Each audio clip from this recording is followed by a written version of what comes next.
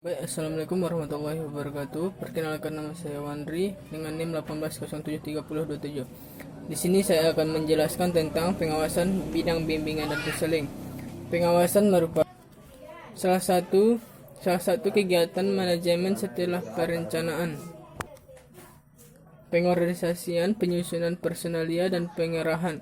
Pelaksanaan setiap fungsi manajemen memerlukan pengawasan, sehingga pengawasan merupakan proses kegiatan untuk mengetahui seberapa jauh perencanaan dapat dicapai atau dilaksanakan. Menurut Julius Tiarna dan Supriyanto 1998, pengawasan adalah suatu tindakan dalam atau proses kegiatan untuk mengetahui hasil pelaksanaan, kesalahan, dan mencegah terulangnya kembali kesalahan-kesalahan itu. Begitu pula menjaga agar pelaksanaan tidak berbeda dengan rencana yang telah ditetapkan.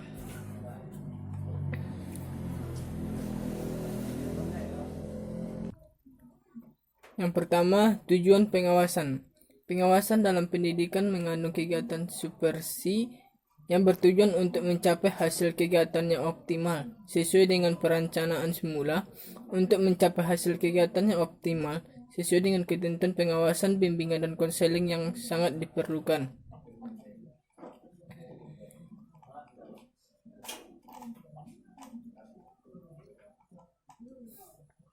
Di antara tujuan pengawasan itu adalah agar petugas dalam bimbingan dan konseling dapat menjalankan dengan baik tugas yang diemban kepadanya sesuai dengan ketentuan yang ada.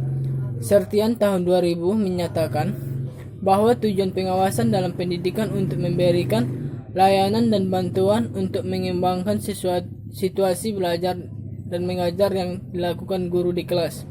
Pengawasan untuk meningkatkan kualitas layanan konselor di sekolah atau madrasah yang pada gilirannya dapat meningkatkan kualitas pengembangan diri siswa.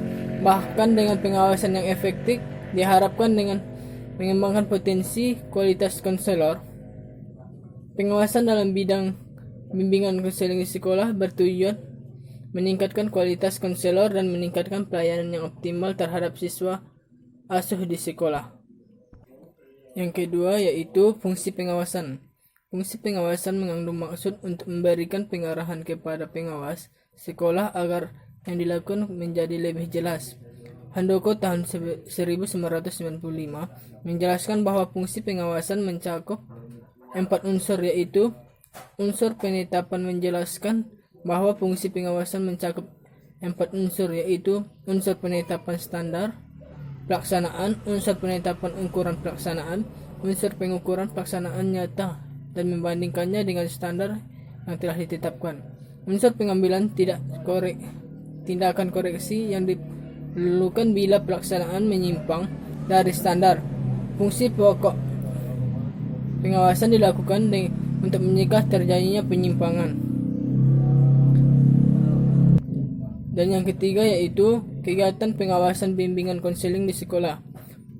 Pengawasan sekolah merupakan salah satu fungsi manajemen kantor Dinas Pendidikan Nasional dalam melaksanakan tugasnya. Dapat dikategorikan sebagai pengawas dan merupakan pengawasan teknik fungsional untuk tercapainya tujuan pendidikan yang optimal.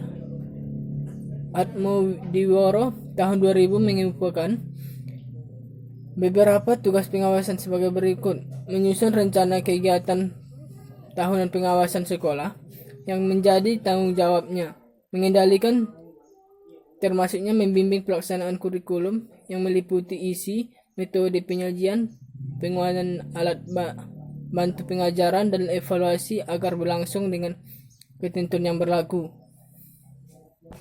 Adapun langkah-langkah kegiatan pengawasan, yang pertama penyusunan program pengawasan sekolah, yang kedua menyimpulkan data dan mengolah atau menilai, yang ketiga menganalisis hasil penilaian, yang keempat melaksanakan pembinaan, yang kelima menyusun laporan dan evaluasi hasil pengawasan.